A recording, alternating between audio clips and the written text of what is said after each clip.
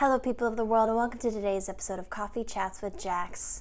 So I was just really sick last week, and I was in such complete denial about it, literally the whole time. Every single day that I woke up feeling like absolute death, I would pretend I didn't, and I would go on, and I would do the rest of my day, and I would go out with my friends, and I'd go to work, and I would almost die at my tables. Legitimately, I was serving a bachelorette party, and my throat was so dry that it closed up in the middle of me taking someone's order that I had to put my finger in front of their face and book it to the kitchen, like haul ass through my restaurant to the kitchen from this table, and die a little bit. So I've been wanting to make a video about FOMO, which for those who don't know means the fear of missing out, and learning how to know when the right time is to say no. I feel like given this past week, this is a very good moment for me to make this video. I am someone who has a really hard time with FOMO, and I envy people who don't. When I see people out doing something really fun and I'm not a part of it, I feel sad and I feel left out.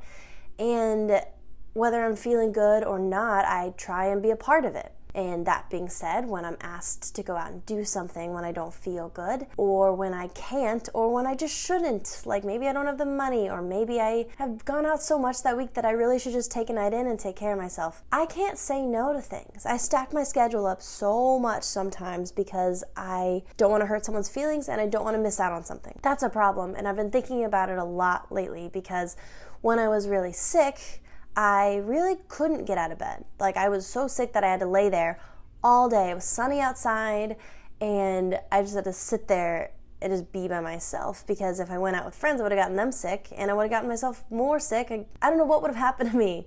I think the reason my cold lasted this long is because I kept going out. But I got really sad and lonely and in my head when I was laying there in bed all day long, because it felt like the world was going on without me, and it felt like nobody cared about me, and it, like, all these lies went through my head, like nobody cares about you, nobody loves you, everyone's better without you.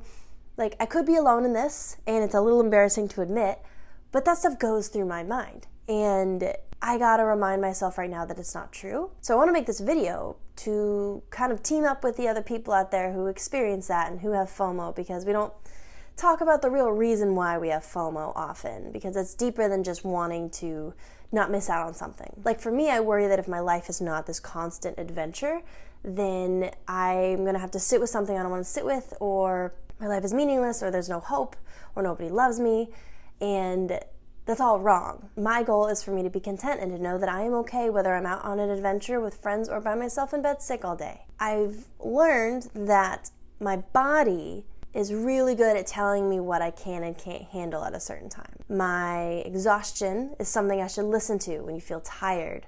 My sore throat is something I should listen to. It's as simple as this: if you're thirsty, you drink water. That it tells you what you need. If you're hungry, you eat food.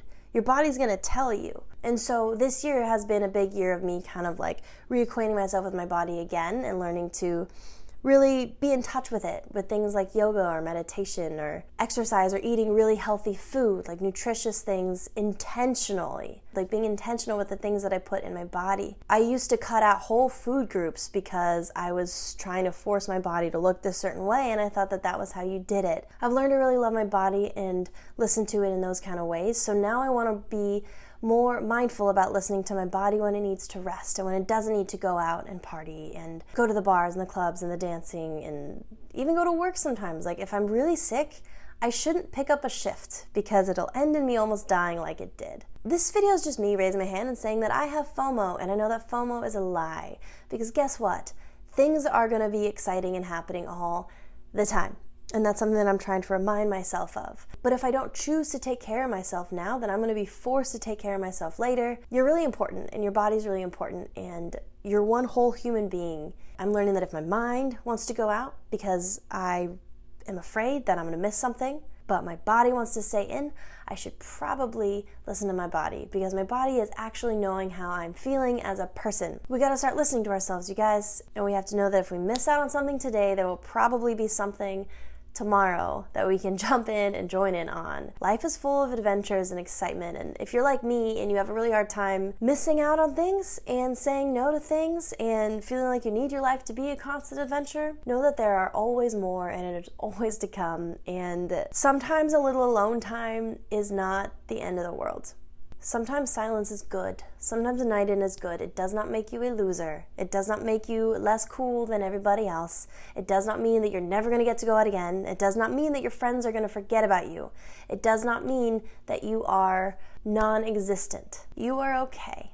If you are sick, take care of yourself. Drink water. Drink orange juice. Lay in bed. Take vitamin C. I sound like a mom.